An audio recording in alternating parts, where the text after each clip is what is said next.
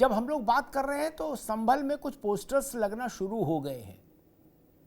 ये वो दंगाई हैं जिन्होंने संभल की शांति व्यवस्था को धूल धूसरित किया, दंगा फैलाने की कोशिश की और कानून के राज को चुनौती दी। एक पक्ष तो ये, और दूसरा पक्ष ये, और सरकार ने कहा है कि इनकी पकड़ गिरफ्तारी होगी, गिरफ्तारी के बाद ये भी सुनिश्चित करेंगे कि जो जान माल का नुकसान हुआ है, आर्थिक गाड़ियां फूंक दी गई, तोड़ फोड़ की गई, उसकी भरपाई भी इनका घर मकान बेच के हो। एक पक्ष तो ये, और दूसरा पक्ष ये, समाजवादी पार्टी और कांग्रेस दोनों की टॉप लीडरशिप कह रही है हमको संभल जाने दो। मनीष जी। अमिताभ जी, विपक्ष कह रहा है इसे संभल जाने दो, ये इनका अधिकार है। जब सरकार वहां पे न्याय व्यवस्था उचित देखेगी तो इन्हें जाने देगी।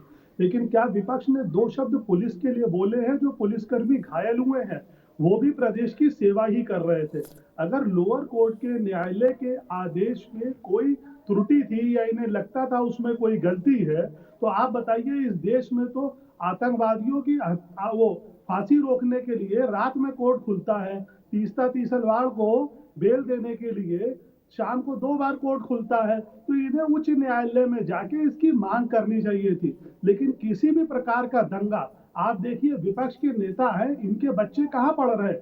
लंदन में पढ़ रहे हैं, अमेरिका में पढ़ रहे हैं, और उत्तर प्रदेश के युवाओं को ये लोग ईंटा हाथ में दे रहे हैं कि तुम लोग इससे लोकतंत्र चलाओ। ऐसे नहीं चलेगा। आपको देश के संविधान का पालन करना पड़ेगा, और जो संविधान के विरोध में बोलेगा उस पर आदरणीय योगी आदित्यनाथ जी जो लॉ एंड ऑर्डर की कार्रवाई करते हैं वो जरूर करेंगे, और एक नजीर पेश करनी चाहिए कि आगे इस तरीके की हिम्मत लोग ना करें। राज भाई, मैं इमरान मसूद को सुन रहा था, उन्होंने कहा थे कि हमारे मतलब मुसलमानों के जख्मों पर मरहम लगाने के मामले में हिंदुस्तान में गांधी परिवार से आगे कोई नहीं, इसलिए वो लोग जरूर जाएंगे संभल और मरहम लगाएंगे। क्या अपनी संभल यात्रा के दरमियान गांधी परिवार घायल पुलिस जनों से भी मिलेगा, उनकी भी जख्मों पर मरहम लगाएगा? देखिए अमिताभ दादा, वैसे मिलना चाहिए, पुलिस वालों से भी मिलना चाहिए, वो भी हमारी देश की जनता है और हमारे ही भाई बहन है, और उसमें कोई दिक्कत नहीं। जो भी दुख है सब लोगों से मिलना चाहिए। जो वहां घायल बच्चे मरे उनके परिवार से मिलना चाहिए, और जो पुलिस वाले हैं उनके लिए भी, क्योंकि वो कोई अलग देश के नागरिक नहीं है, हमारे देश के नागरिक है। लेकिन बस मैं आपसे एक रिक्वेस्ट कर रहा हूं, जहां पे जिसके भी अगर मेरे नाम के नीचे भी अगर राजनीतिक विश्लेषक दिख जाए तो वो बायस होके ना बोले। अभी आप ही ने बोला, मनीष भाई ने बोल दिया कि विपक्ष के बच्चे फॉरेन पे पढ़ते हैं।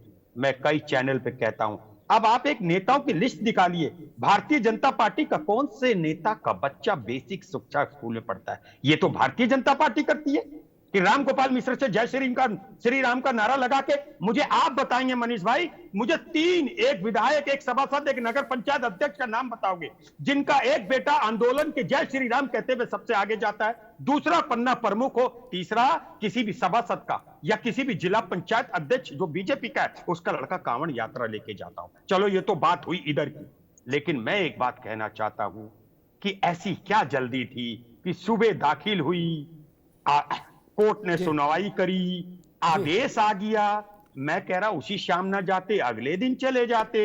मैं आपको एक चीज बता रहा हूं, बस 18 अक्टूबर को मेरी मां की विरासत चढ़ाने के लिए देहरादून के तहसीलदार ने आदेश कर दिया। अमिताभ दादा मर गया जाते आते जाते आते। वो आदेश 18 अक्टूबर का होने के बाद कल कंप्यूटर पे चढ़ पाया। मेरी जमीन, अपनी मां का वारिस, तब ऐसा हुआ। तो बस मेरा इतना कहना था, मैं नहीं जाऊंगा जिनने पत्थर चलाए वो, मैं उनका पक्ष नहीं ले रहा। मैं पुलिस वाले भी वैसे ही बेचारे, वो ड्यूटी करते हैं, और मेरा जैसा व्यक्ति पुलिस का सम्मान करता है, क्योंकि जब जाम लगा होता है तो आदमी दरोगा जी या होमगार्ड को याद करता है। बस मैं इतना कहूंगा कि भारतीय जनता पार्टी, आप भी कह रहे थे लेकिन मैं आपको कहना नहीं चाहता, लेकिन जो भारतीय जनता पार्टी देश के युवाओं से किसी भी समुदाय का हो, चाहे वो मुस्लिम हो चाहे हिंदू हो, उनसे खेल रही है, और ये चाहती है देश का बच्चा इसी चीज में उलझा रहे और हम अपनी सत्ता में बैठे रहे। ठीक, राज भाई 2 बातें कह के मैं अशोक जी के पास जाऊंगा, फिर भाजपा के पास।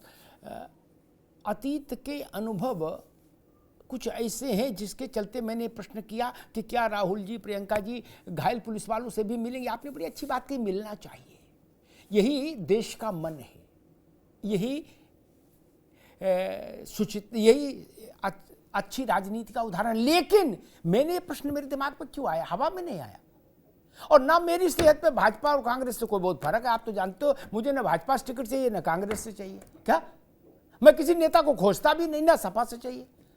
जो सामने पड़ जाए उससे अच्छे से मिल लेता हूं। बाकी मैं, आपने कहीं मुझे देखा नमस्ते करते हुए दिल्ली से लखनऊ तक? नहीं। 2013 में दंगा हुआ मुजफ्फरनगर में, भीषण दंगा था, भीषण। अवनीश भाई उसी इलाके से हैं, पश्चिमी उत्तर प्रदेश से, लंबा जीवन पत्रकारिता में गया इनका। सोनिया जी गई, मुझे पता नहीं राहुल गांधी गए थे साथ नहीं, बट सोनिया जी गई थी मिलने। 2 तरह के शेल्टर बने थे, एक में घायल हिंदू पीड़ित हिंदू थे, दूसरे में घायल पीड़ित मुसलमान थे। दोनों पक्षों का नुकसान हुआ था। सोनिया जी केवल मुस्लिम पक्ष से मिलकर वापस आ गई। ऐसा हुआ, ये पार्शलिटी लोकतंत्र के मुंह पर थूकने जैसी बात है। हम कहते हैं आप माई बाप है, आपका ये व्यवहार है, आपके कदम वहां नहीं गए जहां जाट बिरादरी के लोग घायल पड़े थे, जहां उनके छोटे छोटे बच्चे घायल थे। आप मुस्लिम कैंप में गई और होके आ गई। क्या यही करने संभल जाना चाहते हैं? तो ये तराजू ठीक नहीं है। राज भाई, सदियों लम्हों ने खता की है, सदियों ने सजा पाई।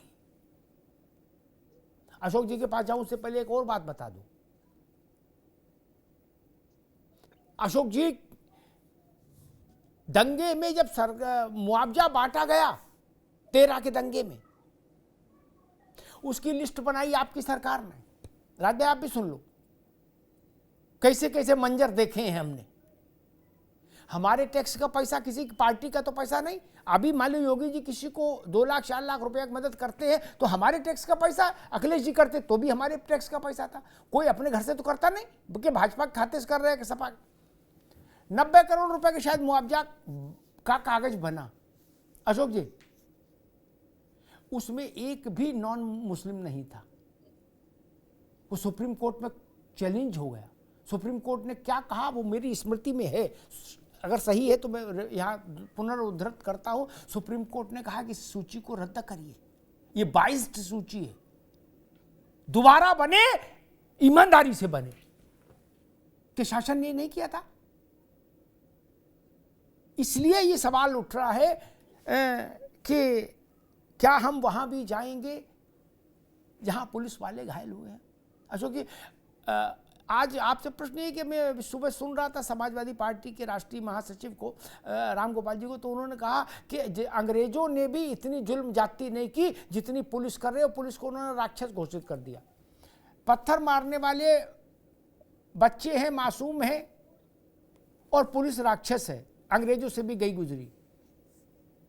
अशोक जी, अमिताभ जी, देखिए, जो ब्रिटिश रिजीम में पुलिस का जब स्थापना हुआ था तो उन्होंने 2 तरह की पुलिसिंग की व्यवस्था की थी। आपको भी पता होगा, एक पुलिस फ्रेंडली थी जो कि ब्रिटिश लोगों के लिए थी, एक पुलिस क्रूएल थी जो कि इंडियन लोगों के लिए थी। उनका ये मानना था कि क्रूएल्टी दिखाएंगे तो इंडियंस को मतलब काबू में किया जा सकता है। उनके ऊपर टॉर्चर करने के लिए पुलिस बनाई थी।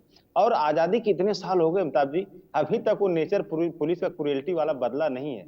अभी वो ब्रिटिश रिजीम की ही पुलिस है, चाहे उत्तर प्रदेश की पुलिस हो चाहे जहां की भी पुलिस हो। तो उसमें कहीं कोई गलत बात उन्होंने नहीं कही कि पुलिस की क्रूएल्टी है। और ये क्रूएल्टी कोई नई बात नहीं है, तो हर गाहे बगाहे देखने को मिल जाते हैं। अभी कल माता प्रसाद पांडे जी अरे अशोक भाई, ये देखिए हमारे यहाँ पोस्टर्स चल रहे हैं, जो पोस्टर लगे, जरा इनकी दंगाइयों के हाव भाव देख लीजिए। लग रहा मैराथन में भाग लेने जा रहे हैं, दोनों हाथों में पत्थर लिए। इनके तेवर भी देखते चलिए। जी जी जी। तो इस तरह की चीजें जो है ना अमिताभ जी, पुलिस की क्रूएल्टी को लेकर के अगर उपन्यास लिखा जाए मोटा, खासतौर से योगी सरकार के दौरान की, तो एक उपन्यास भर जाएगा। ये कोई मामूली बात नहीं है। अभी माता प्रसाद पांडे जी ने कल प्रेस के सामने कहा कि उनके संज्ञान में है, उन्होंने देखा है कि पुलिस वाले 2-2 असलहे लेके चलते हैं, एक प्राइवेट वाला एक सरकारी वाला। किसी को इससे ठोकना होता तो प्राइवेट से मार देते हैं, नहीं तो इसे सरकारी से करते हैं, नहीं तो फंस जाएंगे। तो तो ये सारी चीजें क्या दिखा रही हैं? यही दिखा रहे हैं कि पुलिस का उत्पीड़न जो हो रहा है वो चरम पे है योगी सरकार में। पुलिस को फ्रेंडली होना चाहिए, लेकिन जो मिसक्रिएंट्स एलिमेंट हैं, जो क्रिमिनल्स हैं, जो इस तरह के हैं, उनके प्रति नहीं, लेकिन जो आम जनमानस है उनके प्रति नहीं पुलिस को अशोक भाई, friendly